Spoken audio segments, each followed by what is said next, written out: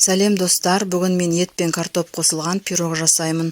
Ол үшін 250 грамм сары майды ерітіп, оған 5 ас қасық қаймақ қосамын. Менде 15% қаймақ және 1 шай қасық тұз саламын. Барлығын араластырамын жақсылап. Ұнды мен қабылдағанынша саламын, өйткені ұнның составы әркімде әртүрлі болады, сондықтан ұнды қалағанынша саламын. Жұмсақ тесто қылып жасап аламын осылай. Сосын оны мешочыққа саламын да холодильникке 30 минутқа салып қоямын. Келесі кезекте жуылған сиырдың еті. Сиырдың етін мен өте майдалап тураймын.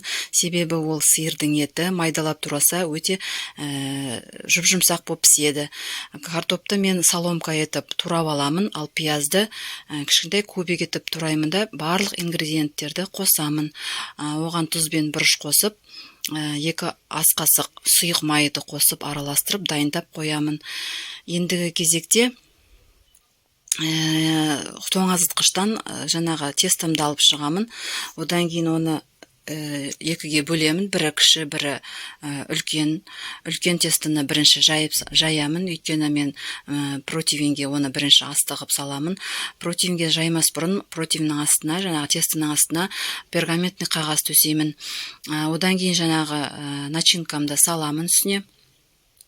Начинкамды салып болғаннан кейін жан-жағын түзетіп, екінші тестамды үстіңгі тестаны жаямын.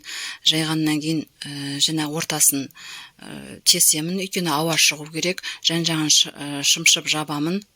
Өйткені жан-жағынан суы шығып кетуі мүмкін, соғы шығып кетуі мүмкін, сондықтан жан-жағын шымшылап, әдемілеп жабамыз. Үстінен басып, ауа шығатындай басып түзелеймін. Одан кейін үстіне жұмыртқаның сарысын жағып, 180 градуста 60 минутқа духовкаға салып пісіремін.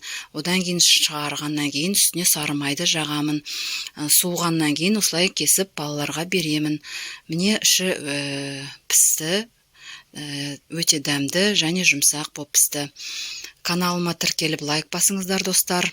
Осындай дәмді пирог жасап үйреніңіздер.